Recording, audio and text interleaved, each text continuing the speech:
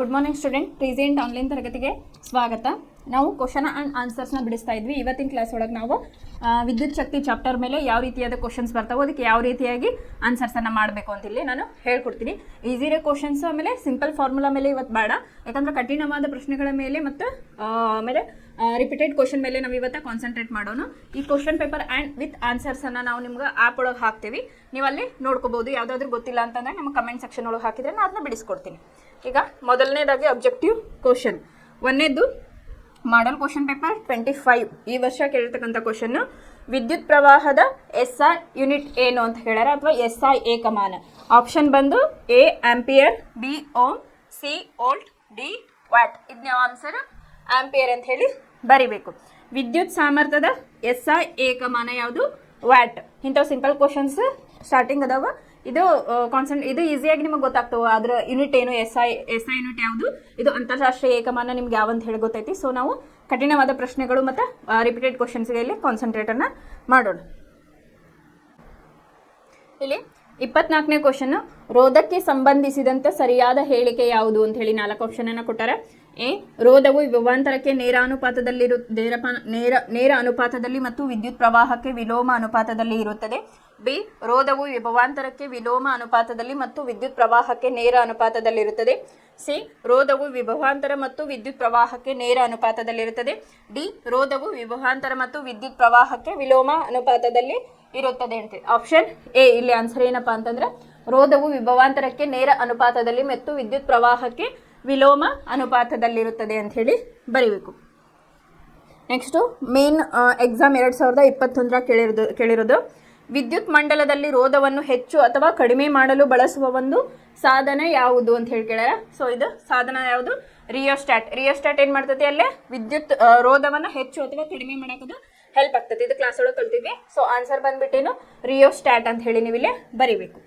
Next main exam 2021 28ನೇ question, ohm ಎಂಬುದು ಇದರ SI ಏಕಮಾನವಾಗಿದೆ. ಯಾವುದು? 28 ರೋಧದ ಒಂದು ಏಕಮಾನವಾಗಿದೆ ಅಂತ ಹೇಳಿ ಬರಿಬೇಕು.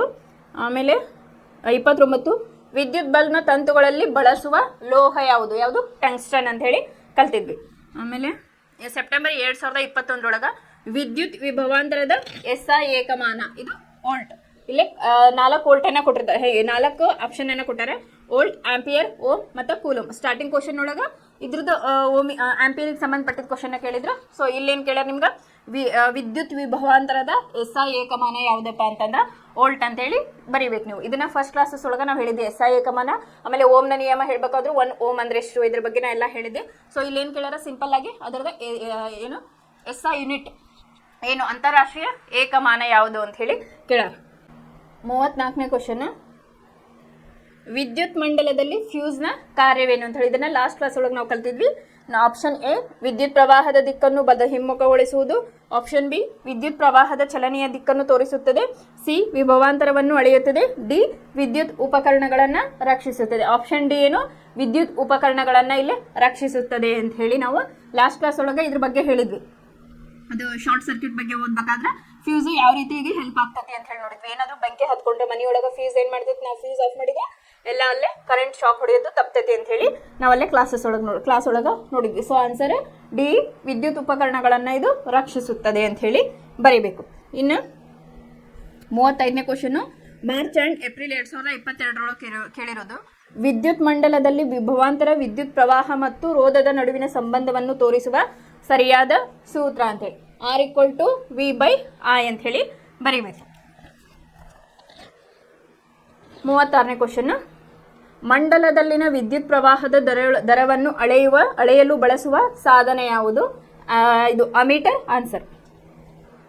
ಆಮೇಲೆ 37ನೇದು, ರೋಧಶೀಲತೆಯ SI ಏಕಮಾನ ಯಾವುದು? ಓಮ್ ಮೀಟರ್ ಅಂತ ಹೇಳಿ ಬರೀಬೇಕು. ಇಲ್ಲೇ ಆಪ್ಷನ್ ಕೊಟ್ಟಾರ, ohm, volt, C watt, D ohm metre. Answer ಬಂದು ಓಮ್ ಮೀಟರ್ ಅಂತ ಹೇಳಿ ಬರೀಬೇಕು.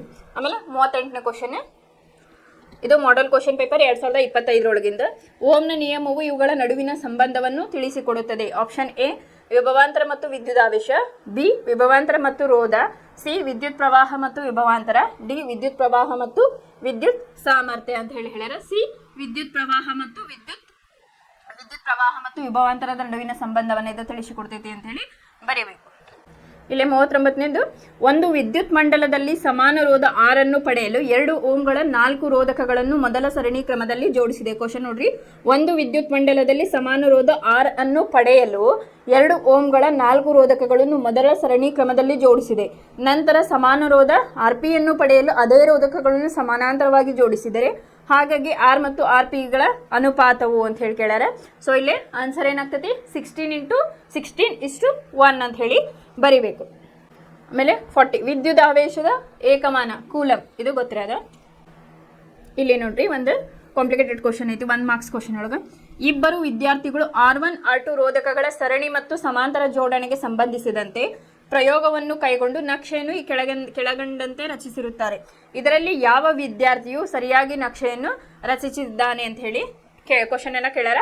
ಸೊ ಇಲ್ಲಿ A ಮತ್ತು B ಅಂತ ಹೇಳಿ 2 ಗ್ರಾಫ್ ಅನ್ನ ಕೊಟ್ಟಾರ. ಇದು ಕ್ವಶನ್ ಪೇಪರ್ ನಿಮ್ಗೆ ಅಪ್ಲೋಡ್ ಮಾಡಿದಾಗ ಗೊತ್ತಾಗ್ತೈತಿ. ಇಲ್ಲೇ 2 ಗ್ರಾಫ್ ಕೊಟ್ಟಾರಲ್ಲ, ಏಕೆಂದರೆ 2 ಸರಿಯಾಗಿದೆ. ಇಲ್ಲೇ ಚಿತ್ರವನ್ನ ಕೊಟ್ಟಾರಲ್ಲ, ಇಲ್ಲೇ 2 ಸರಿಯಾಗಿದೆ. Delta V divided by delta equal to R.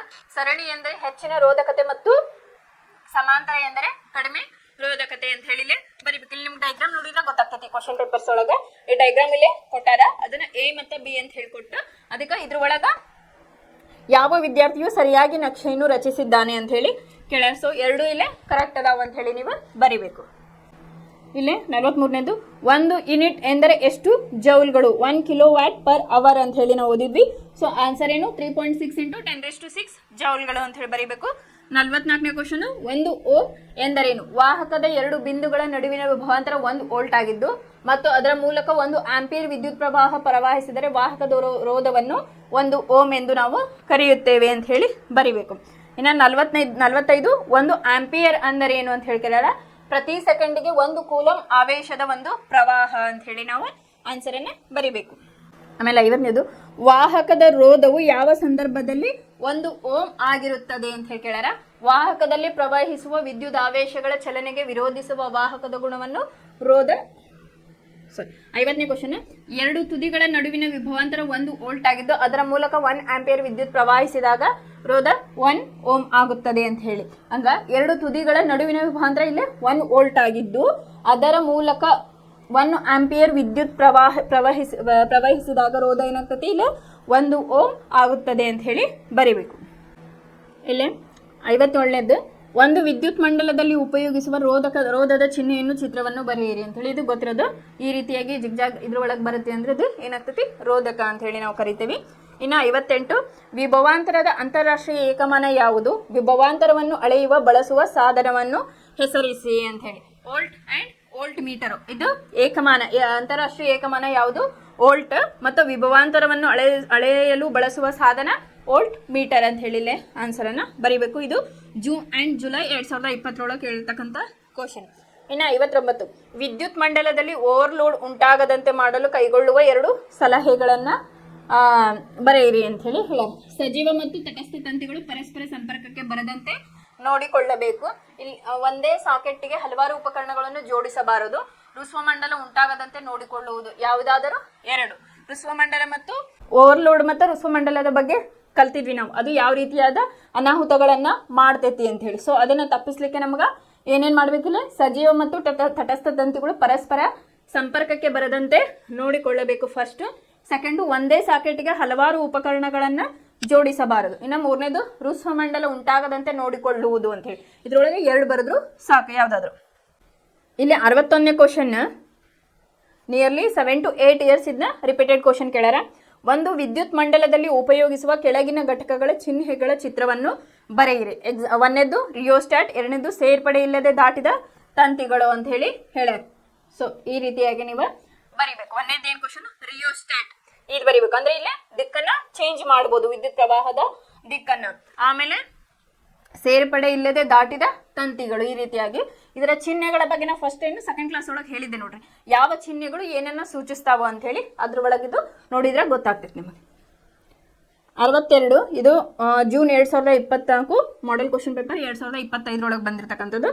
ಒಂದು ವಿದ್ಯುತ್ ಮಂಡಲದಲ್ಲಿ ಉಪಯೋಗಿಸುವ ಕೆಳಗಿನ ಘಟಕಗಳ ಚಿಹ್ನೆಗಳನ್ನು ಬರೆಯಿರಿ. 1ನೇದು ವೋಲ್ಟ್ ಮೀಟರ್, ಇನ್ನೊಂದು ವಿದ್ಯುತ್ ಕೋಶ ಅಂತ ಹೇಳಿ. ವೋಲ್ಟ್ ಮೀಟರ್ ಮತ್ತು ಇದು ವಿದ್ಯುತ್ ಕೋಶ. ವಿ ಅಂದ್ರೆ ವೋಲ್ಟ್ ಮೀಟರ್, ಇದು ಬ್ಯಾಟರಿ, ವಿದ್ಯುತ್ ಕೋಶ ಅಂದ್ರೆ ಬ್ಯಾಟರಿ. ಅದನ್ನ ಈ ರೀತಿಯಾಗಿ ಬರಿಬೋದು. ಇಲ್ಲ ನೋಡ್ರಿ, 15 ಆಂಪಿಯರ್ ರೇಟಿಂಗ್ ಮತ್ತು 220 ವೋಲ್ಟ್ ವಿಭವಾಂತರ ಹೊಂದಿರುವ ಗೃಹ ಬಳಕೆ ವಿದ್ಯುತ್ ಮಂಡಲಕ್ಕೆ 2 ಕಿಲೋ ವ್ಯಾಟ್ ಸಾಮರ್ಥ್ಯವಿರುವ ವಿದ್ಯುತ್ ಹೀಟರ್ ಅನ್ನು ಜೋಡಿಸಬಹುದೇ? ನಿಮ್ಮ ಉತ್ತರವನ್ನು ಪುಷ್ಟೀಕರಿಸಿ ಅಂತ ಹೇಳಿ ಗೃಹ ವಿದ್ಯುತ್ ಮಂಡಲಗಳು, ಗೃಹ ಬಳಕೆ ವಿದ್ಯುತ್ ಮಂಡಲದೊಳಗ ನಾವಿಲ್ಲಿ ಕಲ್ತಿದ್ವಿ. ಜೋಡಿಸಬಹುದು, ಏಕೆಂದ್ರೆ ವಿದ್ಯುತ್ ಮಂಡಲದ ರೇಟಿಂಗ್ 15 ಆಂಪಿಯರ್ಗಿಂತ ಕಡಿಮೆ ಇದೆ ಅಂತ ಹೇಳಿ ಬರಿಬಹುದು. ಇಲ್ಲೇ ಒಂದು ಕೋಷ್ಟಕವನ್ನ ಕೊಟ್ಟಾರ. ಇನ್ನು 65ನೇದು ಫಸ್ಟ್, ಇದು 2 ಅಂಕದ ಪ್ರಶ್ನೆಗಳು. ವಿದ್ಯುತ್ ಮಂಡಲ ಎಂದರೇನು? ವಿದ್ಯುತ್ ಕೋಶ, ವಿದ್ಯುತ್ ಬಲ್ಬ್, ಅಮೀಟರ್ ಮತ್ತು ಪ್ಲಗ್ ಕೀಯನ್ನು ಹೊಂದಿರುವ ಒಂದು ಸರಳ ವಿದ್ಯುತ್ ಮಂಡಲದ ರೇಖಾಚಿತ್ರವನ್ನು ರಚಿಸಿ. ಮೇನ್ ಎಕ್ಸಾಮ್ 2022 ಬಂದಿದೆ. ಒಂದು ಸಿಂಪಲ್, ನೀವು ಯಾವುದಾದ್ರೂ ಒಂದು ವಿದ್ಯುತ್ ಮಂಡಲವನ್ನ ರಚನೆಯನ್ನ ಮಾಡಬೇಕು. ಇಲ್ಲೇ battery, plug key, ammeter, bulb, ಇಲ್ಲೇ ಡೈರೆಕ್ಷನ್ ಅನ್ನ ತೋರಿಸಿದ್ರೆ ಸಾಕು. ಇದಕ್ಕೆ 2 ಮಾರ್ಕ್ಸ್ ಕ್ವಶನ್. ಒಂದು ವಿದ್ಯುತ್ ಮಂಡಲದಲ್ಲಿ ಒಂದು ಅಮೀಟರ್ನ ತೋರಿಸ್ಬೇಕು, ಒಂದು ಬಲ್ಬನ್ನು ತೋರಿಸ್ಬೇಕು, ಮತ್ತು ಪ್ಲಗ್ ಕೀ ಆ್ಯಂಡ್ ಬ್ಯಾಟರಿಯನ್ನು ನೀವು ಇಲ್ಲಿ ತೋರಿಸ್ಬೇಕು. ಇನ್ನು 66ನೇ ಕ್ವಶನ್, ಕೆಳಗಿನ ಯಾವ ಸಾಧನಗಳಲ್ಲಿ ಹೆಚ್ಚು ಶಕ್ತಿಯು ಬಳಕೆಯಾಗುತ್ತದೆ ಅಂತ ಹೇಳಿ ಇಲ್ಲೇ ಕೋಷ್ಟಕವನ್ನು ಕೊಟ್ಟಾರ. ಒಂದೇದು ವಿದ್ಯುತ್ ಸಾಧನಗಳು, ವಿದ್ಯುತ್ ಸಾಮರ್ಥ್ಯ, ಬಳಕೆಯಾದ ಕಾಲ ಅಂತ ಹೇಳ್ಕೊಟ್ಟಾರ. ವಿದ್ಯುತ್ ಸಾಧನಗಳು ಯಾವ್ಯಾವ ಕೊಟ್ಟಾರ ಅಂದ್ರೆ ಟಿವಿ ಮತ್ತು ಟೋಸ್ಟರ್. ಟಿವಿ ಒಳಗೆ ವಿದ್ಯುತ್ ಸಾಮರ್ಥ್ಯ ಎಷ್ಟು? 250 ವ್ಯಾಟ್ ಕೊಟ್ಟಾರ. ಅದಕ್ಕೆ ಬಳಕೆಯಾದ ಟೈಮ್ ಅಂದ್ರೆ ಟೈಮ್ ಎಷ್ಟು? 1 ಗಂಟೆ. ಇನ್ನು ಟೋಸ್ಟರ್ ಒಳಗೆ ವಿದ್ಯುತ್ ಸಾಮರ್ಥ್ಯ 1200 ವ್ಯಾಟ್, ಬಳಕೆಯಾದ ಕಾಲ 10 ನಿಮಿಷಗಳು ಅಂತ ಹೇಳ್ಕೊಟ್ಟಾರ. ಕ್ವಶನ್, ಕೆಳಗಿನ ಯಾವ ಸಾಧನಗಳಲ್ಲಿ ಹೆಚ್ಚು ಶಕ್ತಿಯು ಬಳಕೆಯಾಗುತ್ತದೆ ಅಂತ ಹೇಳ್ಕೊಳ್ಳಾರ. ಟಿವಿ ಏನು 250 ವ್ಯಾಟ್ ಇಂಟು 1 ಅವರ್ ಅಂತಂದ್ರೆ ಎಷ್ಟಾಯ್ತು? 0.25 ಕಿಲೋ ವ್ಯಾಟ್ ಪರ್ ಅವರ್ ಆಯ್ತು. So toaster 1200 watt into 10 minute ಅಂತಂದ್ರೆ 1 kilowatt into 0.16 hour is equal to 0.192 kilowatt hour. ಆದ್ದರಿಂದ ಟಿವಿ ಹೆಚ್ಚು ಶಕ್ತಿಯನ್ನ ಇಲ್ಲಿ ಬಳಸಿದೆ ಅಂತ ಹೇಳಿ ನೀವಿಲ್ಲಿ ಬರೀಬಹುದು. ಇಲ್ಲಿ 69ನೇ ಕ್ವಶನ್ ಕಠಿಣವಾದದ್ದು. 20 ಡಿಗ್ರಿ ಸೆಲ್ಸಿಯಸ್ನಲ್ಲಿ ಕಂಡುಬರುವ ಕೆಲವು ವಸ್ತುಗಳ ರೋಧಶೀಲತೆಯನ್ನು ಕೆಳಗಿನ ಕೋಷ್ಟಕದಲ್ಲಿ ನೀಡಲಾಗಿದೆ. ಅದನ್ನು ವೀಕ್ಷಿಸಿ ಕೆಳಗಿನ ಪ್ರಶ್ನೆಗಳಿಗೆ ಉತ್ತರಿಸಿ ಅಂತ ಹೇಳಿ ಇಲ್ಲಿ ಒಂದು ಕಂಡೀಷನ್ ಕೊಟ್ಟಾರೆ. 20 ಡಿಗ್ರಿ ಸೆಲ್ಸಿಯಸ್ನಲ್ಲಿ ಕಂಡುಬರುವ ಅಂತ ಹೇಳಿ ಯಾವ್ಯಾವಪ್ಪ ಅಂತಂದ್ರೆ ಬೆಳ್ಳಿ, ತಾಮ್ರ, ಟಂಗ್ಸ್ಟನ್ ಅಂಡ್ ನೈಕ್ರೋಮ್ ಅಂತ ಕೊಟ್ಟಾರೆ. ಅದರದ್ದು ರೋಧಶೀಲತೆ ಬೆಳ್ಳಿದು 1.60 ಇಂಟು 10⁻⁸ ಓಮ್ ಮೀಟರ್, ತಾಮ್ರ 1.63 10⁻⁸ ohm per metre ohm metre, tungsten 5.2 into 10⁻⁸ ohm metre, nichrome 100 into 10⁻⁸ ohm metre. ಇದು ಕ್ವಶನ್ ಎ. ಬೆಳ್ಳಿ ಮತ್ತು ತಾಮ್ರದಲ್ಲಿ ಯಾವುದು ಉತ್ತಮ ವಾಹಕ ಏಕೆ? ಫಸ್ಟ್ನೇದು ಈ ಕ್ವಶನ್ ನೋಡೋಣ. ಫಸ್ಟ್ನೇದು ಬೆಳ್ಳಿದು ಎಷ್ಟು ರೋಧಶೀಲತೆ? 1.60 ಇಂಟು 10⁻⁸ ಓಮ್ ಮೀಟರ್ ಅಂತ ಕೊಟ್ಟಾರ. ತಾಮ್ರದ್ದು 1.63 into 10⁻⁸ ohm per ohm metre. ಬೆಳ್ಳಿ ಮತ್ತು ತಾಮ್ರದಲ್ಲಿ ಯಾವುದು ಉತ್ತಮ ವಾಹಕವಾಗಿದೆ ಅಂತ ಹೇಳಿ ಕೇಳ್ಯಾರ. ಸೊ ಇಲ್ಲಿ ಬೆಳ್ಳಿ ಉತ್ತಮ ವಾಹಕ, ಏಕೆಂದ್ರೆ ಕಡಿಮೆ ರೋಧಶೀಲತೆಯನ್ನ ಹೊಂದಿದೆ. ಇಲ್ಲೇ ಕಡಿಮೆ ರೋಧಶೀಲತೆ ಮತ್ತು ಹೆಚ್ಚಿಗೆ ರೋಧಶೀಲತೆ ಇದ್ದಾಗ ಏನಾಗ್ತದೆ ಅಂತ ಹೇಳಿ ನೋಡಿದ್ವಿ. ಸೊ ಇಲ್ಲೇ ಬೆಳ್ಳಿ ಉತ್ತಮ ವಾಹಕ, ಯಾಕಂದ್ರೆ ಇಲ್ಲಿ ಏನಾಗೈತಿ ಕಡಿಮೆ ರೋಧಶೀಲತೆಯನ್ನ ಹೊಂದಿದೆ. ಇನ್ನು ನೆಕ್ಸ್ಟ್, ವಿದ್ಯುತ್ ಉಷ್ಣೋತ್ಪಾದನಾ ಸಾಧನಗಳಲ್ಲಿ ಇವುಗಳಲ್ಲಿ ಯಾವುದನ್ನ ಬಳಸಬಹುದು ಏಕೆ ಅಂತ ಹೇಳಿ.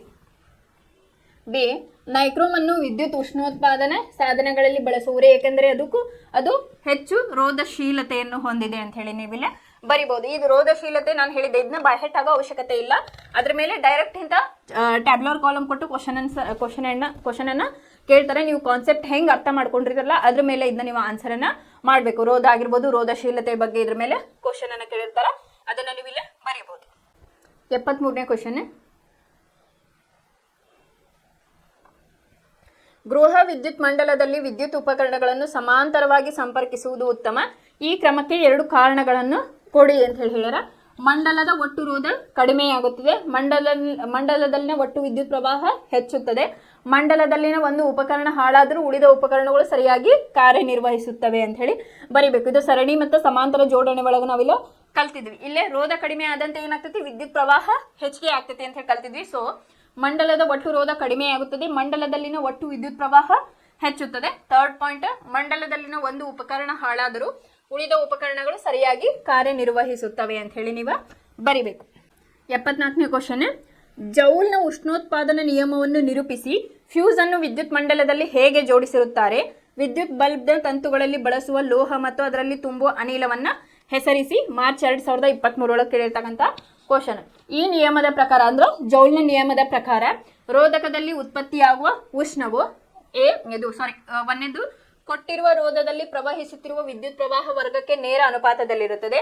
ಕೊಟ್ಟಿರುವ ವಿದ್ಯುತ್ ಪ್ರವಾಹಕ್ಕೆ ರೋಧವು ನೇರ ಅನುಪಾತದಲ್ಲಿ ಇರುತ್ತದೆ.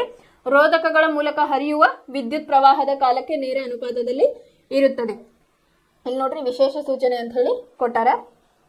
ಇಲ್ಲಿ ವಿದ್ಯಾರ್ಥಿಯು ನೇರವಾಗಿ H=I²RT ಸೂತ್ರ ಬರೆದರೆ 1 ಅಂಕ ನೀಡುವುದು. ಇಲ್ಲೇ ನೋಡ್ರಿ ಏನಂತಂದ್ರೆ ಇದನ್ನೇ ಡೈರೆಕ್ಟ್ ನೀವು ಫಾರ್ ಎಕ್ಸಾಂಪಲ್ ಇದು ಎಷ್ಟು ಮಾರ್ಕ್ಸ್ 2 ಅಂಕದ ಪ್ರಶ್ನೆಗಳೊಳಗೆ ಕೇಳ.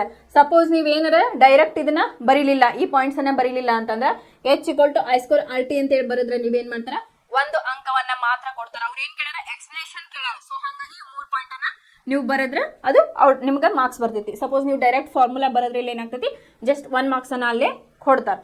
ಆಮೇಲೆ 2ನೇ ಕ್ವಶನ್ ಇಲ್ಲೇನ್ ಕೇಳಿದ್ರು ಮತ್ತೆ ವಿದ್ಯುತ್ ಬಲ್ಬ್ನ ತಂತುಗಳಲ್ಲಿ ಬಳಸುವ ಲೋಹ ಮತ್ತು ಅದರಲ್ಲಿ ತುಂಬುವ ಅನಿಲವನ್ನು ಹೆಸರಿಸಿ ಅಂತೇಳಿ. ಇಲ್ಲಿ ನೈಟ್ರೋಜನ್ ಅಥವಾ ಇದು ಟಂಗ್ಸ್ಟನ್ ಬರಿಬೇಕು. ನೈಟ್ರೋಜನ್ ಅಥವಾ ಆರ್ಗಾನ್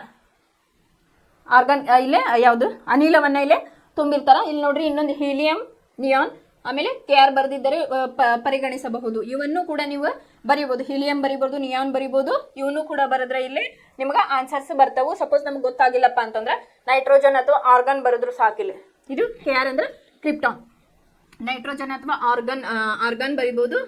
ಹೀಲಿಯಂ, ನಿಯಾನ್, ಕ್ರಿಪ್ಟಾನ್ ಕೂಡ ಬರೆದ್ರೆ ಇಲ್ಲಿ ನಿಮ್ಗೆ ಮಾರ್ಕ್ಸ್ ಬರ್ತೈತಿ ಅಂತ ಹೇಳಿ. 75ನೇದು ಒಂದು ಬಲ್ಬ್ನ ಮೇಲೆ 220 ವೋಲ್ಟ್ ಮತ್ತು 40 ವ್ಯಾಟ್ ಎಂದು ಗುರುತು ಮಾಡಲಾಗಿದೆ. ಆ ಬಲ್ಬ್ನಲ್ಲಿ ಹರಿಯುವ ವಿದ್ಯುತ್ ಪ್ರವಾಹ ಮತ್ತು ಅದರ ರೋಧವನ್ನು ಲೆಕ್ಕಾಚಾರ ಮಾಡಿ ಅಂತ ಹೇಳಿ ಐತಿ. ಸೊ ಇಲ್ಲೇ ಡೈರೆಕ್ಟ್ I=P/V ಇವೆಲ್ಲ ನಿಮ್ಗೆ ಗೊತ್ತಿರೋದು ಐತಿ. So 40 watt divided by 220 volt ಹಾಕಿದಾಗ ಏನಾಯ್ತು I= ಆನ್ಸರ್ 2/11 ಆಂಪಿಯರ್ ಆರ್ 0.1. ಇಲ್ಲ ಡೈರೆಕ್ಟ್ ಆದ್ರೂ ಹಚ್ಬೋದು, ನೀವು ಕ್ಯಾಲ್ಕುಲೇಟ್ ಮಾಡಿ ಆದ್ರೂ ಹಚ್ಬೋದು. R=V/I. ವಿ ಅಂದ್ರೆ ಎಷ್ಟಿಲ್ಲ 220 ವ್ಯಾಟ್ ಅನ್ನ ಕೊಟ್ಟಾರ. ಸೊ ಇಲ್ಲಿ V/I ಅಂದ್ರೆ 2/11. ಇಲ್ಲ I ಅಂತಂದ್ರೆ ಎಷ್ಟೈತಿ 2/11 ಐತಿ. ಸೊ 2/11 ಆಯ್ತು. ಸೊ ನೀವು ಕ್ಯಾಲ್ಕುಲೇಟ್ ಮಾಡಿದಾಗ 220 ಇಂಟು ಇದು 11 ಏನಾಗ್ತೈತಿ ಇಲ್ಲಿ ಹೋಗ್ತೈತಿ 220 ಪಕ್ಕಕ್ಕೆ. ಸೊ 220 ಇಂಟು 11 ಡಿವೈಡೆಡ್ ಬೈ 2 ಮಾಡಿದಾಗ ನೀವು R=1210 ಓಮ್ ಅಂತ ಹೇಳಿಲ್ಲ ಆನ್ಸರ್ ಬರ್ತೈತಿ. ಸಿಂಪಲ್ ಐತಿ. ಫಸ್ಟಿಗೆ ಫಾರ್ಮುಲಾ ಹಾಕೊಳ್ರಿ. I=P/V. ಇಲ್ಲೇ 40 ಅಂತಂದ್ರೆ ವ್ಯಾಟ್ ಅನ್ನ ಕೊಟ್ಟಾರ, 40 ವ್ಯಾಟ್ ಅಂತ ಹೇಳಿ. ಇಲ್ಲೇ ವ್ಯಾಟ್ ಎಷ್ಟು ಕೊಟ್ಟಾರ 220 ವ್ಯಾಟ್ ಅನ್ನ ಕೊಟ್ಟಾರ. ಸೊ I=P ಅಂತಂದ್ರೆ 2/11 ಆಯ್ತು ಸಿಂಪ್ಲಿಫೈ ಮಾಡಿದಾಗ. ಸೊ ಇಲ್ಲಿ ನಮ್ಗೆ ಏನ್ ಬೇಕು R ಬೇಕು. ಸೊ R=V/I ಆಯ್ತು. ವಿನ ಎಷ್ಟು ವ್ಯಾಟ್ ಎಷ್ಟು ಕೊಟ್ಟಾರ 220 ಕೊಟ್ಟಾರ. I ಅನ್ನ ಈಗ ಆಲ್ರೆಡಿ ಫೈಂಡ್ ಔಟ್ ಮಾಡಿ 2/11 ಆಂಪಿಯರ್ ಅಂತ ಹೇಳಿ. So 220 divided by 2/11. 11 ಇಲ್ಲಿ ಮೇಲೆ ಹೋತಂದ್ರೆ 220 ಇಂಟು 11 ಡಿವೈಡೆಡ್ ಬೈ 2 ಆಯ್ತು. ಸೊ ಆನ್ಸರ್ ಬಂದ್ಬಿಟ್ಟು 1210 ಓಮ್ ಅಂತ ಹೇಳಿ ನೀವು ಇಲ್ಲಿ ಬರೀಬಹುದು. ಇಲ್ಲಿ ಇನ್ನೊಂದು ಕ್ಯಾಲ್ಕುಲೇಷನ್ 76ನೇದು 20 ಡಿಗ್ರಿ ಸೆಲ್ಸಿಯಸ್ ತಾಪಮಾನದಲ್ಲಿ 1 ಮೀಟರ್ ಉದ್ದದ ಮ್ಯಾಂಗನೀಸ್ ತಂತಿಯ ರೋಧಶೀಲತೆಯು ಇಲ್ಲೇ ಎಷ್ಟು 20 ಡಿಗ್ರಿ ಸೆಲ್ಸಿಯಸ್ ಟೆಂಪರೇಚರ್ ಒಳಗೆ 1 ಮೀಟರ್ನ ಮ್ಯಾಂಗನೀಸ್ ತಂತಿಯ ರೋಧಶೀಲತೆ ಎಷ್ಟಾಗೈತಿ 1.84 ಇಂಟು 10⁻² ಆಗಿದೆ. 10⁻² ಮೀಟರ್ ಆಗಿದೆ. ತಂತಿಯ ವ್ಯಾಸವು 3 ಇಂಟು 10⁻⁴ ಓಮ್ ಮೀಟರ್ ಆದರೆ ಈ ತಾಪಮಾನದಲ್ಲಿ ತಂತಿಯ ರೋಧವನ್ನ ಕಂಡು ಹಿಡಿಯಿರಿ ಅಂತ ಹೇಳಿ ಹೇಳ್ಯಾರ. ಸೊ ಇಲ್ಲಿ ನೀವೇನ್ ಮಾಡ್ರಿ ಫಸ್ಟ್ ದತ್ತಾಂಶಗಳನ್ನ ಬರ್ಕೋಬೇಕು. ರೋಧಶೀಲತೆ ಎಷ್ಟು ಕೊಟ್ಟಾರ P=1.84 ಇಂಟು 10⁻⁶ ಅಂತ ಕೊಟ್ಟಾರ. ಉದ್ದವನ್ನ ಮ್ಯಾಂಗ್ನೀಸದ ಎಷ್ಟು ಕೊಟ್ಟಾರ 1 ಮೀಟರ್ ಅಂತ ಹೇಳಿ ಕೊಟ್ಟಾರ. ಇದು ನಮ್ಗೆ ಏನ್ ಬೇಕೀಗ ವ್ಯಾಸವನ್ನ ಕೊಟ್ಟಾರ ಅಂತಂದ್ರೆ ನಮ್ಗೆ ತ್ರಿಜ್ಯವು ಬೇಕು. ಸೊ ವ್ಯಾಸ ಎಷ್ಟು ಕೊಟ್ಟಾರ 3 ಇಂಟು 10⁻⁴. ಇದರ ಅಡ್ಡ ಕೊಯ್ತದ ಆಮೇಲೆ ವೃತ್ತಾಕಾರದ ಅಡ್ಡ ಕೊಯ್ತದ ವಿಸ್ತೀರ್ಣ ಅಂತ ಹೇಳಿ ನಾವು ಕಲ್ತಿದ್ವಿ. ಸೊ A= ಏನಪ್ಪ ಇಲ್ಲಿ πd² 4. ಸೊ ಪೈ ಅಂದ್ರೇನು 22/7 3 ಇಂಟು ಡಿ ವ್ಯಾಸ. ಪೈ ಅಂತಂದ್ರೆ 22/7 into d² T into 3 into 10⁻⁴ into 3 into ಅದನ್ನ 2 ಸಲಿಯಲ್ಲೇ ಬರ್ದಿದ್ರ ಅಥವಾ ನೀವು ಡೈರೆಕ್ಟ್ ಅದನ್ನ ಕ್ಯಾಲ್ಕುಲೇಟ್ ಮಾಡಿದ್ರು ಹಚ್ಚಿದ ಇರ್ತೈತಿ. ಬಟ್ ಸ್ಟೆಪ್ ವೈಸ್ ಮಾಡಿದಷ್ಟು ನಿಮ್ಗೆ ಕಾಂಪ್ಲಿಕೇಶನ್ಸ್ ಬರಲ್ಲ. ಸೊ ಪೈ ಇದ್ದಲ್ಲೇ ಪೈ ಆನ್ಸರ್ ಹಾಕಿದ್ರು, d² ಇದ್ದಲ್ಲೇ ಡಿ ಕೊಟ್ಟಾರ ವ್ಯಾಸವನ್ನ 3 ಇಂಟು 10⁻⁴ ಮೀಟರ್. ಅದನ್ನ ಡಬಲ್ ಸಲಿ ಬರ್ಕೊಂಡ್ರು ಡಿವೈಡೆಡ್ ಬೈ 4 ಅಂತ ಹೇಳಿ ಬರೋದು. ಸೊ ಇಲ್ಲ ಆನ್ಸರ್ 99/14 ಇಂಟು 10⁻⁻8 ಮೀಟರ್ ಸ್ಕ್ವೇರ್ ಆಯಿತು. ಈಗ ನೆಕ್ಸ್ಟ್ ನಾವು ರೋಧವನ್ನ ಕಂಡುಹಿಡಬೇಕು. R=ρ into I divided by A 1.84 ಇಲ್ಲಿ ಕೊಟ್ಟಾರ ಇಂಟು 10⁻⁶ ಆಮೇಲೆ ಇಂಟು 1 ಇಂಟು 14 ಇಂಟು 10⁻⁻6 99 ಇಂಟು 10⁻⁻8 ಇದು 8 ಆದಾಗ ಏನಾಯ್ತು 25.76 ಇಂಟು 10⁻² ಡಿವೈಡೆಡ್ ಬೈ 19 ಆನ್ಸರ್ ಎಷ್ಟು ಬಂತು 26.02. ಇದ್ರದ್ದು ನಾನು ಕ್ಲಾಸ್ ಒಳಗೂ ಇದ್ರ ಮೇಲೆ ವೃತ್ತದ ತ್ರಿಜ್ಯವನ್ನ ತಗೊಂಡಿಲ್ಲೇ ನಾವು ಅಲ್ಲೇ ವ್ಯಾಸ ಇದ್ದಾಗ ತ್ರಿಜ್ಯವನ್ನ ತಗೊಂಡು ಯಾವ ರೀತಿಯಾಗಿ ಕ್ಯಾಲ್ಕುಲೇಟ್ ಮಾಡೋದಂತ ಕ್ಲಾಸ್ನಾಗ ನೋಡಿದ್ವಿ. ಇದು ಸಿಂಪಲ್ ಐತೆ, ಇದನ್ನ ನೀವು ಕ್ಯಾಲ್ಕುಲೇಟ್ ಮಾಡಿ ನೋಡ್ಬೋದು.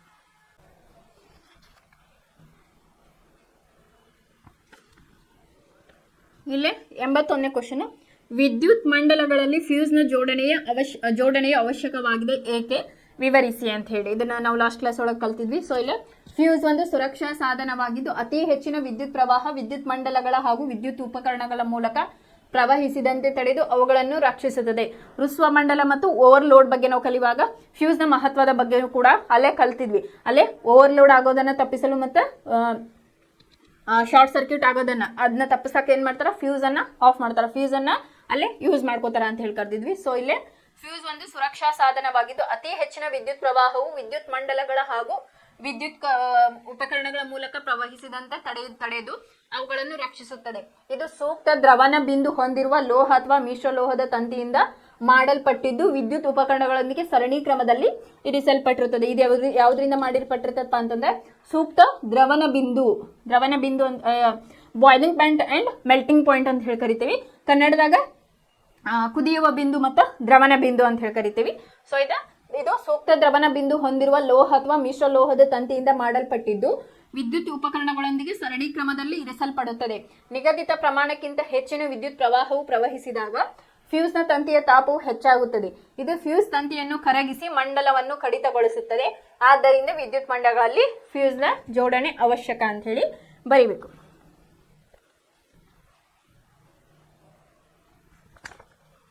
ಮೂರು ಅಂಕದ ಪ್ರಶ್ನೆಗಳು. ಕೆಳಗೆ ನೀಡಲಾದ ವಿದ್ಯುತ್ ಮಂಡಲದಲ್ಲಿ ಪ್ರವಹಿಸುವ ವಿದ್ಯುತ್ ಪ್ರವಾಹವನ್ನ ಕಂಡು ಹಿಡಿಯಿರಿ ಅಂತ ಹೇಳಿ ಕೊಟ್ಟಾರ. ಇಲ್ಲೇ ಏನ್ ಕೊಟ್ಟಾರಪ್ಪ ಅಂತಂದ್ರೆ ವಿದ್ಯುತ್ ಮಂಡಲದ ಚಿತ್ರ ಒಳಗ R1 R2 R3 R4 ಅಂತ ಹೇಳಿ ಇಲ್ಲೇ ಕೊಟ್ಟಾರ. ಇಲ್ಲೇ ಆನ್ಸರ್ ಇದು ಚಿತ್ರವನ್ನ ನೀವು ನೋಡಿದ್ರು ಗೊತ್ತಾಗ್ತೈತಿ. ಇಲ್ಲಿ R1 ಮತ್ತು R2 ಸರಣಿ ಕ್ರಮದಲ್ಲಿದೆ. RS1 ಈಸ್ ಈಕ್ವಲ್ ಟು ಅಂತಂದ್ರೆ ಸರಣಿ ಕ್ರಮವನ್ನ ನಾವು ಯಾವ್ದರಿಂದ ಸೂಚಿಸ್ತೇವೆ, RS ಅಂತ ಹೇಳಿ. So RS1 equal to R1 plus R3 is equal to 10 ohm plus 20 ohm is equal to 30 ohm. ಅಂದ್ರೆ ಇಲ್ಲಿ ಏನ್ ಮಾಡ್ಯಾರ, R1 ಅಂದ್ರೆ 10 ಓಮ್, R2 ಅಂದ್ರೆ 10 ಓಮ್, R3 ಅಂದ್ರೆ 20 ಓಮ್, R4 ಅಂದ್ರೆ 20 ಓಮ್ ಅಂತ ಹೇಳ್ಕೊತಾರ. ಸೊ ಹಾಗಾಗಿ ಇಲ್ಲಿ ಅವರು ಆ ರೀತಿಯಾಗಿ ಓಮ್ ಅನ್ನ ಬೆಳೆದಾರ. RS1 ಮತ್ತು R2ಗಳು ಸಮಾಂತರವಾಗಿವೆ. 1/RP is equal to 1/RS1 plus 1/R2 is equal to 1/30 ohm 1/10 ohm half ಅಂತ ohm half is equal to 1/30 plus 3/30 equal to 4/30 ohm. ಆದ್ದರಿಂದ RP equal to 30/4 is equal to 7.4 ohm half ಅಂತ ಹೇಳಿ. RP ಮತ್ತು R4 ಸರಣಿ ಕ್ರಮದಲ್ಲಿವೆ. ಆದ್ದರಿಂದ ನೀವು ಹೇಳೋದು RS2 RP plus R4 is equal to 7.5 ohm plus 20 ohm. ಇದು ಕ್ಯಾಲ್ಕುಲೇಷನ್ ನೀವು ಮಾಡ್ಕೋತಾ ಹೋದ್ರೆ ಇಲ್ಲಿ ನಾವು ಎಕ್ಸ್ಪ್ಲೇನ್ ಮಾಡೋದಕ್ಕಿಂತ ನೀವು ಪ್ರಾಕ್ಟಿಕಲಿ ಮಾಡಿದಾಗ ಗೊತ್ತಾಗ್ತದೆ. ಈ ಸರಣಿ ಕ್ರಮ ಮತ್ತು ಸಮಾಂತರ ಜೋಡಣೆ ಒಳಗೆ ನಾವಿಲ್ಲಿ ಕಲ್ತಿದ್ವಿ. RS ಅಂತಂದ್ರೆ ಸರಣಿ ಕ್ರಮ, ಸಮಾಂತರ ಒಳಗೆ RP RS equal to something ಹಿಂಗೆ ನಾವು ಒಂದು ಫಾರ್ಮುಲಾವನ್ನು ಓದಿದ್ವಿ. ಆ ಫಾರ್ಮುಲಾದ ಮೇಲೆ ಇದು ಕ್ಯಾಲ್ಕುಲೇಷನ್ ಐತಿ. ಇಲ್ಲೇ ಚಿತ್ರವನ್ನ ಕೊಟ್ಟಾರ ಅವರು. ಚಿತ್ರವನ್ನ ಕೊಟ್ಟು ಏನು ಮಾಡ್ಯಾರ, R1 R2 R3 R4 ಅಂತ ಹೇಳಿ ಎಷ್ಟೆಷ್ಟು ಅಲ್ಲಿ ಓಮ್ 10 ಓಮ್ 20 ಓಮ್ ಈ ರೀತಿಯಾಗಿ ಕೊಟ್ಟಾರ. ಸೊ ನೀವು ಆ ಫಾರ್ಮುಲಾ ಒಳಗೆ ಇದನ್ನ ಹಾಕೋತ ಹೋದ್ರಿ ಅಂದ್ರೆ ಗೊತ್ತಾಗ್ತೈತಿ. ಸಪೋಸ್ ನೀವು ಕ್ಯಾಲ್ಕುಲೇಟ್ ಮಾಡಿ ನೋಡ್ರಿ, ಈಸಿ ಐತಿ. ಗೊತ್ತಾಗಿಲ್ಲ ಅಂತಂದ್ರೆ ನನಗೆ ಹೇಳಿ, ನಾನು ಬೋರ್ಡ್ ಮೇಲೆ ಬರೀದ್ ನಿಮಗೆ ಹೇಳ್ತೀನಿ. 85ನೇ ಕ್ವಶನ್, ಕಬ್ಬಿಣ, ಬೆಳ್ಳಿ ಅಥವಾ ನೈಕ್ರೋಮ್ ತಂತಿಗಳಲ್ಲಿ ಯಾವುದನ್ನು ಬಳಸಿ ಉಷ್ಣೋತ್ಪಾದನಾ ಸಾಧನವಾದ ವಿದ್ಯುತ್ ಇಸ್ತ್ರಿ ಪೆಟ್ಟಿಗೆಯನ್ನು ತಯಾರಿಸಬಹುದು? 3 ಕಾರಣಗಳ ಮೂಲಕ ನಿಮ್ಮ ಉತ್ತರವನ್ನು ಸಮರ್ಥಿಸಿ ಅಂತ ಹೇಳಿ ಐತಿ. ಇಲ್ಲಿ ಆನ್ಸರ್ ನೈಕ್ರೋಮ್ ಅನ್ನ ಬಳಸಿ 3 ಕಾರಣಗಳು ಏನಪ್ಪಾ ಅಂತಂದ್ರೆ ಹೆಚ್ಚಿನ ರೋಧಕತೆಯಿಂದಾಗಿ ವಿದ್ಯುತ್ ಪ್ರವಾಹ ಹೆಚ್ಚಿನ ಉಷ್ಣತೆಯನ್ನು ಇಲ್ಲಿ ಬಿಡುಗಡೆಯನ್ನ ಮಾಡುತ್ತದೆ, ಹೆಚ್ಚಿನ ದ್ರವನ ಬಿಂದು ಆಗಿರುತ್ತದೆ ಮತ್ತು ಹೆಚ್ಚಿನ ತಾಪಮಾನದಲ್ಲಿ ಅವುಗಳು ಸುಲಭವಾಗಿ ಉರಿಯುವುದಿಲ್ಲ ಅಂತ ಹೇಳಿ ಮರಿಬೇಕು. ಇನ್ನು 86ನೇ ಕ್ವಶನ್, 20 ಓಮ್ ರೋಧಕವನ್ನು ಹೊಂದಿರುವ ವಾಹಕದ ತುಂಡನ್ನು ಅದರ ಉದ್ದಕ್ಕಿಂತ 2 ಪಟ್ಟು ಉದ್ದಕ್ಕೆ ಎಳೆಯಲಾಗುತ್ತದೆ. ಹೊಸ ಸಂದರ್ಭದಲ್ಲಿ ಅದರ ರೋಧಕವನ್ನು ಲೆಕ್ಕ ಹಾಕಿರಿ ಅಂತ ಹೇಳಿ. ಇಲ್ಲಿ R ಈಕ್ವಲ್ ಟು 20 ಓಮ್. ಇಲ್ಲಿ ಒಂದು 20 ಓಮ್ ರೋಧಕವನ್ನು ಹೊಂದಿರುವ ವಾಹಕದ ತುಂಡು. ಸೊ ಹಾಗಾಗಿ R equal to 20 ohm. R equal to ಈಗ rho I divided by A. L1 equal to 2 length ಅನ್ನ ಇಲ್ಲೇ ಡಬಲ್ ಮಾಡಿದ್ವಿ. So 2L R1 equal to P L1 divided by A1 equal to 4P L divided by A. A1 equal to A/2, R1 by R equal to 4/1, R1 equal to 80 ohm ಅಂತ ಹೇಳಿ ನೀವು ಇಲ್ಲಿ just ನೀವು formula ಒಳಗೆ ಅದನ್ನು values ಹಾಕೋದು ಹೋದ್ರೆ ಸಾಕಿಲ್ಲೇ ಕೊಟ್ಟಾರ ಅವರು ಎಷ್ಟು R equal to 20 ಓಮ್ ಕೊಟ್ಟಾರ. ಆಮೇಲೆ ವಾಹಕದ ತುಂಡನ್ನು ಅದರ ಉದ್ದಕ್ಕಿಂತ 2 ಪಟ್ಟು ಉದ್ದಕ್ಕೆ ಎಳೆಯಲಾಗುತ್ತದೆ. ಇಲ್ಲಿ ಲೆಂತ್ ಅನ್ನು ಕೂಡ ಅವರು ನಿಮ್ಗೆಲ್ಲ ಕೊಟ್ಟಾರ. ಸೊ ಅದನ್ನ ಫಾರ್ಮುಲಾ ಒಳಗೆ ಹಾಕಿದ್ರೆ ನಿಮ್ಗಿದೆ ಆನ್ಸರ್ ಇಲ್ಲಿ ಬರ್ತೈತೆ. ಇನ್ನು 87ನೇ ಕ್ವಶನ್ ಇದು ನೋಡ್ರಿ, 4 ಇಯರ್ಸ್ ಇದು ರಿಪೀಟೆಡ್ ಕ್ವಶನ್ ಆಗೈತಿ. So important but easy question. ಓಮ್ನ ನಿಯಮವನ್ನು ನಿರೂಪಿಸಿ ವಾಹಕದ ರೋಧವು ಅವಲಂಬಿಸುವ ಅಂಶಗಳನ್ನ ಪಟ್ಟಿ ಮಾಡಿರಿ ಅಂತ ಹೇಳಿ. ಸ್ಥಿರವಾದ ತಾಪಮಾನದಲ್ಲಿ ವಿದ್ಯುತ್ ಮಂಡಲದಲ್ಲಿನ ಲೋಹದ ತಂತಿಯು ನಡುವಿನ ವಿಭವಾಂತರವು ಅದರ ಮೂಲಕ ಹರಿಯುವ ವಿದ್ಯುತ್ ಪ್ರವಾಹಕ್ಕೆ ನೇರ ಅನುಪಾತದಲ್ಲಿರುತ್ತದೆ ಅಂತ ಹೇಳಿ ಬರೀಬೇಕು. Question number A. ಬಿ. ವಾಹಕದ ರೋಧವು ಕೆಳಗಿನ ಅಂಶಗಳನ್ನು ಅವಲಂಬಿಸಿದೆ. ಒಂದೇದು ಅದರ ಉದ್ದ, ಅದರ ಅಡ್ಡ ಕೊಯ್ತ, ಅದರ ಪ್ರಾಕೃತಿಕ ಗುಣ, ಇನ್ನೊಂದು ಲಾಸ್ಟ್ನೇದು ತಾಪಮಾನ ಅಂತ ಹೇಳಿ ಇಲ್ಲಿ ಬರಿಬೇಕು. ಇಲ್ಲಿ 91ನೇ ಕ್ವಶನ್. ಜೌಲ್ನ ನಿಯಮವನ್ನು ಅನ್ವಯಿಸಿ ಕಾರ್ಯನಿರ್ವಹಿಸುವ ಯಾವುದಾದರೂ 2 ಸಾಧನಗಳನ್ನು ಹೆಸರಿಸಿ. ಇದು ಕ್ವಶನ್ ನಂಬರ್ ಎ. 91ರೊಳಗೆ ರೋಧಕದಲ್ಲಿ ಉತ್ಪತ್ತಿಯಾದ ಉಷ್ಣವು ರೋಧಕದಲ್ಲಿ ಪ್ರವಹಿಸುವ ವಿದ್ಯುತ್ ಪ್ರವಾಹದ ವರ್ಗದ ರೋಧಕ್ಕೆ ಹಾಗೂ ಹರಿಯುವ ವಿದ್ಯುತ್ ಪ್ರವಾಹಕ್ಕೆ ಕಾಲಕ್ಕೆ ನೇರ ಅನುಪಾತದಲ್ಲಿರುತ್ತದೆ. Formula H=I²RT. ವಿದ್ಯುತ್ ಇಸ್ತ್ರಿ ಪೆಟ್ಟಿಗೆ, ಟೋಸ್ಟರ್, ವಿದ್ಯುತ್ ಹೀಟರ್ ಮತ್ತು ವಿದ್ಯುತ್ ಸ್ಟವ್ ಅಂತ ಹೇಳಿ ಇಲ್ಲಿ 4 ಉಪಕರಣಗಳನ್ನು ಬರೆಯಬಹುದು. Question number B. ವಿದ್ಯುತ್ ಉಷ್ಣೋತ್ಪಾದನಾ ಸಾಧನಗಳಲ್ಲಿ ನೈಕ್ರೋಮ್ ನಂತಹ ಮಿಶ್ರ ಲೋಹಗಳನ್ನು ಬಳಸುತ್ತಾರೆ ಏಕೆ ಅಂತ ಹೇಳಿ. ಏಕೆಂದರೆ ನೈಕ್ರೋಮ್ ಹೆಚ್ಚು ರೋಧಶೀಲತೆಯನ್ನು ಹೊಂದಿರುವುದರಿಂದ ಹೆಚ್ಚಿನ ಉಷ್ಣ ಬಿಡುಗಡೆ ಆಗುತ್ತದೆ ಅಂತ ಹೇಳಿ ಬರಿಬೇಕು. ಇಲ್ಲಿ 92ನೇ ಕ್ವಶನ್ 2 ಡಿವೈಡ್ ಮಾಡ್ಯಾರ. ಒಂದೇದು 350 ವ್ಯಾಟ್ ಸಾಮರ್ಥ್ಯದ ಬ್ರೆಡ್ ಟೋಸ್ಟರ್ ದಿನಕ್ಕೆ 15 ಗಂಟೆಗಳ ಕಾಲ ಬಳಕೆಯಾಗುತ್ತದೆ. ಇಲ್ಲಿ ವ್ಯಾಟ್ ಕೂಡ ಕೊಟ್ಟಾರ, ಟೈಮ್ ಕೂಡ ಕೊಟ್ಟಾರ. ಸೊ 250 ವ್ಯಾಟ್ ಸಾಮರ್ಥ್ಯದ ಇಸ್ತ್ರಿ ಪೆಟ್ಟಿಗೆ ದಿನಕ್ಕೆ 5 ಗಂಟೆಗಳ ಕಾಲ ಬಳಕೆಯಾಗುತ್ತದೆ. Second condition. ಈ ಉಪಕರಣವನ್ನು 30 ದಿನಗಳ ಕಾಲ ಬಳಸಿದಾಗ 1 ಕಿಲೋ ವ್ಯಾಟ್ ಪರ್ ಅವರ್ಗೆ Rs. ತಗಲುವ ವೆಚ್ಚವನ್ನು ಇಲ್ಲಿ ಲೆಕ್ಕಾಚಾರ ಮಾಡಿದೆ ಅಂತೈತಿ. ಜೂನ್ 2023. ಪರಿಹಾರ.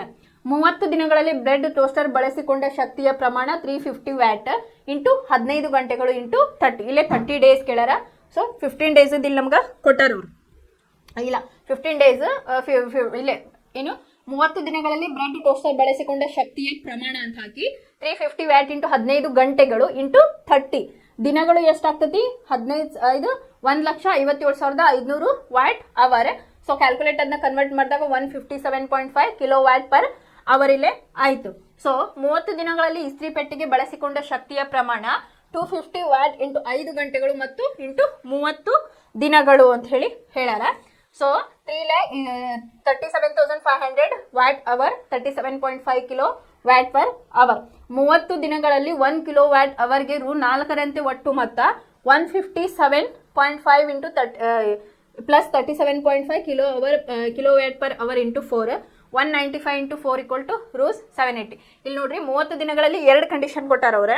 350 ವ್ಯಾಟ್ ಇರೋ ಸಾಮರ್ಥ್ಯದ ಬ್ರೆಡ್ ಟೋಸ್ಟ್ ದಿನಕ್ಕೆ 15 ಗಂಟೆಗಳ ಕಾಲ ಅಂತ ಹೇಳಿದ್ದಕ್ಕೆ 350 ವ್ಯಾಟ್ ಇಂಟು 15 ಗಂಟೆಗಳು ಇಂಟು 30 ದಿನಗಳು ಅಂದಾಗ ಇದು ಬರೀಬೇಕು. ನೆಕ್ಸ್ಟ್ 30 ದಿನಗಳಲ್ಲಿ ಇಸ್ತ್ರಿ ಪೆಟ್ಟಿಗೆ ಬಳಸಿಕೊಂಡ ಶಕ್ತಿಯ ಪ್ರಮಾಣ 250 ವ್ಯಾಟ್ ಇಂಟು ಎಷ್ಟು? ಇಲ್ಲೇ 30 ದಿನಗಳು. ಸೊ ಅದನ್ನ ಕ್ಯಾಲ್ಕುಲೇಟ್ ಮಾಡಿದಾಗ ಇದು ಆನ್ಸರ್ ಬರ್ತದೆ. ನೆಕ್ಸ್ಟ್ 30 ದಿನಗಳಲ್ಲಿ 1 ಕಿಲೋ ವ್ಯಾಟ್ಗೆ ಎಷ್ಟು? Rs4 ಒಟ್ಟು ಮೊತ್ತ ಅಂತ ಹೇಳಿ ಕ್ಯಾಲ್ಕುಲೇಟ್ ಅನ್ನ ನೀವಿಲ್ಲೇ ಮಾಡಬೇಕು.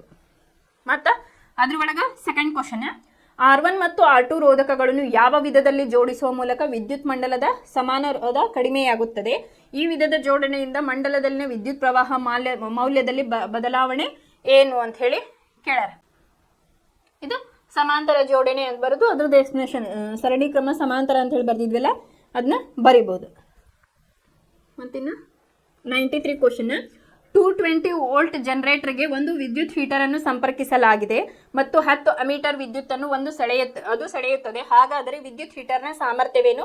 ಈ ವಿದ್ಯುತ್ ಹೀಟರ್ ಅನ್ನು ದಿನಕ್ಕೆ 8 ಗಂಟೆಗಳಂತೆ 30 ದಿನಗಳ ಕಾಲ ಬಳಸಿದಾಗ 1 ಕಿಲೋ ವ್ಯಾಟ್ ಪರ್ ಅವರ್ಗೆ Rs. ತಗಲುವ ಒಟ್ಟು ವೆಚ್ಚವನ್ನು ಲೆಕ್ಕಾಚಾರ ಮಾಡಿ. ಈ ಹಿಂದೆ ನೋಡಿದ್ವಲ್ಲ ಅದೇ ರೀತಿ ಸ್ವಲ್ಪ ಚೇಂಜನ್ನು ಕೊಟ್ಟಾರೆ. ಫಸ್ಟ್ ನೀವು ಏನು ಮಾಡ್ರಿ, ದತ್ತಾಂಶಗಳನ್ನು ಬರ್ಕೊಳ್ರಿ. V = 220 ವೋಲ್ಟ್, ಆಮೇಲೆ I = ಎಷ್ಟು ಕೊಟ್ಟಾರೆ? 10 ಆಂಪಿಯರ್ ಕೊಟ್ಟಾರೆ. P ಕಂಡುಹಿಡಿಬೇಕು, E ಅನ್ನು ನಾವಿಲ್ಲೇ ಕಂಡುಹಿಡಿಬೇಕು. So P = V × I. V ಅಂದರೆ 220 ವೋಲ್ಟ್ ಇಂಟು I ಅಂದರೆ 10 ಆಂಪಿಯರ್. ಸೊ ಏನಾಯ್ತು 2200 ವ್ಯಾಟ್. ಇದನ್ನ ಕಿಲೋ ವ್ಯಾಟಿಗೆ ಕನ್ವರ್ಟ್ ಮಾಡಿದಾಗ 2.2 ಕಿಲೋ ವ್ಯಾಟ್ ಆಯ್ತು. ಈಗ ನೆಕ್ಸ್ಟ್ ಕಂಡೀಷನ್ ಏನು, 30 ದಿನಗಳಲ್ಲಿ ಹೀಟರ್ ಬಳಸಿದ ಒಟ್ಟು ಶಕ್ತಿಯ ಮೊತ್ತ 2.2 ಕಿಲೋ ವ್ಯಾಟ್ ಇಂಟು 8 ಗಂಟೆ ಪರ್, ಅಂದ್ರೆ ಒಂದು ದಿನಕ್ಕೆ 8 ಗಂಟೆ ಒಂದು ದಿನಕ್ಕೆ, ಅದಕ್ಕೆ ಪರ್ ಡೇ ಅಂತ ಹಾಕ್ಯಾರ. ಇಂಟು ಎಷ್ಟು 30 ದಿನಗಳು ಮಾಡಿದಾಗ ಕ್ಯಾಲ್ಕುಲೇಷನ್ ಎಷ್ಟಾಯ್ತು 528 ಕಿಲೋ ವ್ಯಾಟ್ ಪರ್ ಅವರ್ ಬಂತು. 30 ದಿನಗಳಿಗೆ ಒಟ್ಟು ಮೊತ್ತ ಎಷ್ಟಾಯ್ತು 528 kilo watt per hour into rules ಎಷ್ಟು ಕೊಟ್ಟಾರ ಅವರು 5 ರೂಪಾಯಿ ಹಂಗ ಹಿಡ್ದಾರ. ಸೊ ಇಲ್ಲ 5 ರೂಪಾಯಿ ಪರ್ ಕಿಲೋ ವ್ಯಾಟ್ ಅವರ್ ಮಾಡಿದಾಗ ನಿಮ್ದು ಎಷ್ಟಾಯ್ತು 2640.5 ಅಂತ ಹೇಳಿ ಬರಿಬೇಕು. ಈಸಿ ಇದಾವೆ ಕ್ಯಾಲ್ಕುಲೇಷನ್. ಫಾರ್ಮುಲಾ ಒಳಗೆ ನೀವು ದತ್ತ ಅಂಶಗಳನ್ನು ಬರ್ಕೊಂಡು ಜಸ್ಟ್ ಫಾರ್ಮುಲಾ ಒಳಗೆ ಅಪ್ಲೈ ಮಾಡ್ತಾ ಹೋದ್ರೆ ನಿಮಗಿಲ್ಲೇ ಗೊತ್ತಾಗ್ತೈತಿ. ಒಂದು ಸರ್ಟನ್ ಕಂಡೀಷನ್ಸನ್ನು ಕೊಟ್ಟಿರ್ತಾರ ಅವ್ರು, ಅದನ್ನು ನೀವೆಲ್ಲ ಕ್ಯಾಲ್ಕುಲೇಟನ್ನು ಮಾಡಬೇಕು. ನೆಕ್ಸ್ಟ್ 5 ಅಂಕದ ಪ್ರಶ್ನೆಗಳು.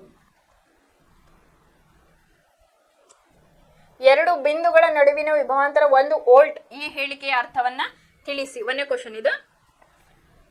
ಯಾವುದೇ ಅನುಕ್ರಮವಾದ ವಿದ್ಯುತ್ ವಾಹಕದ 2 ಬಿಂದುಗಳ ನಡುವೆ 1 ಕೂಲಂ ಆವೇಶವನ್ನು ಒಂದು ಬಿಂದುವಿನಿಂದ ಇನ್ನೊಂದು ಬಿಂದುವಿಗೆ ತರುವಲ್ಲಿ 1 ಜೌಲ್ ಕೆಲಸ ನಡೆದರೆ ಆ 2 ಬಿಂದುಗಳ ನಡುವಿನ ವಿಭವಾಂತರ 1 ವೋಲ್ಟ್ ಆಗಿರುತ್ತದೆ ಅಂತ ಹೇಳಿ ಬರೀಬೇಕು. ಎರಡನೇ ಕಂಡೀಷನ್, ವಿಭವಾಂತರವನ್ನು ಅಳೆಯಲು ಬಳಸುವ ಸಾಧನ ಯಾವುದು ವೋಲ್ಟ್ ಮೀಟರ್ ಅಂತ ಹೇಳಿ ಬರೀಬೇಕು. ಮೂರನೇ ಕ್ವಶನ್, ಒಂದು ವಾಹಕದ ರೋಧ ಎಂದರೇನು? ಒಂದು ವಾಹಕ ತನ್ನ ಮೂಲಕ ಹರಿಯುವ ವಿದ್ಯುತ್ ಆವೇಶಗಳ ಹರಿಯುವಿಕೆಗೆ ಅಡ್ಡಿ ಅಥವಾ ಅಡಚಣೆ ಉಂಟು ಮಾಡುವ ಲಕ್ಷಣವನ್ನು ಆ ವಾಹಕದ ರೋಧ ಎಂದು ಕರೆಯುವರು ಅಂತ ಹೇಳಿ ಬರಿಬೇಕು. ನಾಲ್ಕನೇದು, ವಿದ್ಯುತ್ ಸಾಮರ್ಥ್ಯ ಎಂದರೇನು?